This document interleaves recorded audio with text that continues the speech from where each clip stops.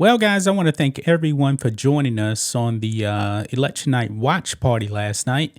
I had a very good feeling, guys, that we would actually get a victor in an election that night. Now, the mainstream media, man, they were definitely trying to slow roll it, okay? And me and Rose are actually on the stream. We were like, man, this thing's over with, man. Pennsylvania needs to be called. Wisconsin should actually be called. And eventually, Fox News and Newsmax ended up making a call on Pennsylvania, and that was a wrap. I believe they were actually the first two outlets to declare President Trump had won the election. And folks, we were looking at the numbers, man. It really wasn't close. Now, as of right now, over here on Newsmax is actually showing President Trump with 286 electoral votes. And the only states that have not been called is Arizona and Michigan. And as of right now, guys, Michigan greater than 95% of the vote in, and President Trump is up by, what is that? Trying to do math off the top of my head. 80,000 votes or something like that. Yeah, President Trump is winning Michigan. And also, by the way, Arizona had a big problem last night with Arizona, man. I mean, they were not updating numbers whatsoever. But 67% of the vote in, and President Trump is up by almost 5 points. He's going to win that. So definitely, guys, no surprises on the electoral map. President Trump is going to end up with 312 electoral votes. However, guys, more importantly, Trump won the popular vote right here. Donald Trump with almost 71 million votes. Okay, 71 million. I believe in 2020, guys, and I was wrong. I didn't expect President Trump to get 70 million votes. I did expect him to win the election, though, and the popular vote. I thought that that the numbers for whoever wins would actually be down. But President Trump, yeah, is down from 2020, but everything is. But still, how many votes did President Trump get in 2020? Like 76, 77 million votes. He's over 70 million now. And Joe Biden allegedly got 81 million votes. Kamala Harris is only sitting at 66,400,000. Where are the other 15 million votes that Joe Biden got?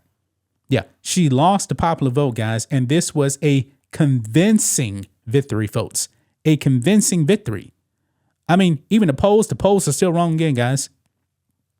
Donald Trump, according to the polls, is only going to win the popular vote by like, what, 0.1? No, actually, at the last day, they said Kamala Harris would actually win it by 0.1, and not even close. Not even close, guys. But we must talk about, guys, CNN. Because, boy, CNN, man, they roasted Kamala Harris, man. They put up a map for Kamala Harris. And, folks, this was embarrassing, guys. Embarrassing. I already said it before, guys, that Joe Biden was a much better candidate than Kamala Harris. Even though I don't believe that Joe Biden was actually going to win the presidency. You can't convince people to vote for the same people when illegal aliens are running them up, the borders wide open, inflation out of control, gas prices are out of control. You can't convince people that that's the way to go. And America rejected the Socialist Democrat Party, man. I mean, I don't have the Senate numbers also, by the way, but definitely the Republicans took the Senate. Don't remember how many seats that you got. And the House is also looking very, very good for Republicans. So Republicans are more than likely going to carry all of Congress. And of course, President Trump won the presidency. But over here, guys, check this out. This is absolutely hilarious, folks, because in this clip from CNN right here, this was a very, very bad sign right here. And at this point, they had Trump with like 246 electoral votes. You knew that this was going to be a very, very bad night for one Kamala Harris. And this was a beatdown, guys. An absolute beatdown. This beatdown was so bad, man. that even Mark Cuban came out and he actually congratulated President Trump on the victory. Even Cenk Uygur, Young Turks, came out and congratulated the Republicans and Donald Trump for winning. Yeah, they couldn't even contest this thing, guys. They could not do it. And apparently Kamala Harris left her supporters high and dry last night. She's supposed to speak today, and I'm pretty sure it's going to be a concession speech. But listen into this, guys, because Joe Biden, all these counties that Joe Biden won in 2020 across the state, guess how many counties she actually did better than Joe Biden in this time around? Watch this. Here we go. So you asked, are there any places that the vice president is overperforming Joe Biden in 2020? So we could show you that as well. We just bring that out here. Harris overperforming in 2020. Holy smokes. There you go. None. Zero. Zilch. Across the whole entire nation. The whole entire nation, guys. Let this go away and see if there's anything on the east side there. Literally nothing? Literally nothing. Literally not one county? So you asked. Not one county, guys. Not even in the People's Republic of California, Kamala Harris's home state. Did not improve whatsoever, no matter how blue the state is or blue the county is. She regressed. You see, folks, this is what happens, man, when you actually install someone and you don't have a primary. This is what happened, guys. And boy, Joe Biden coming out there, man, and endorsing Kamala Harris. Boy, I knew that was a death nail right there. Because she was a terrible candidate.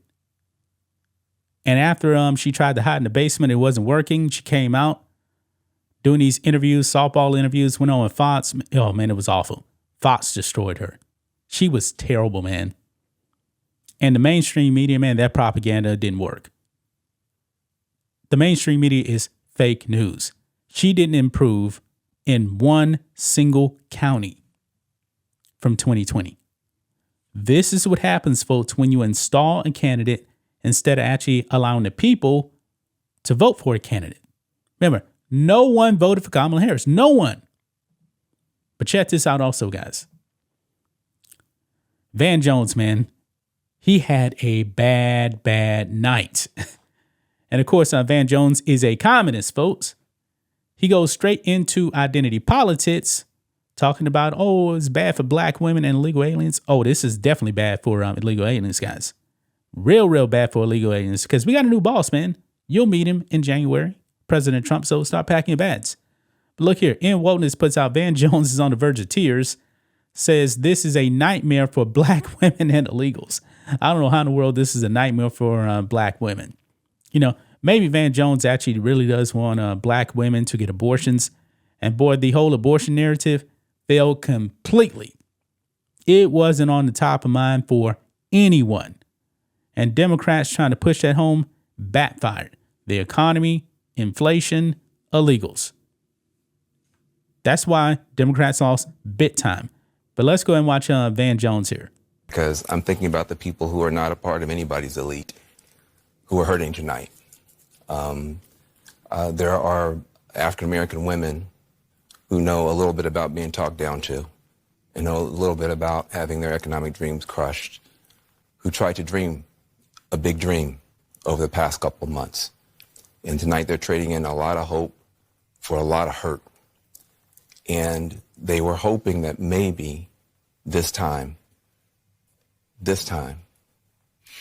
one of their own could be seen as worthy.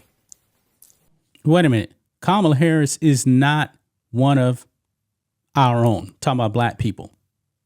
I'm not a woman, but still. She's not one of us. She's not black. She's not from the U.S. She wasn't raised here. She wasn't raised in the black community. She knows nothing about growing up black, Van Jones. But this man, he's coping hard, man.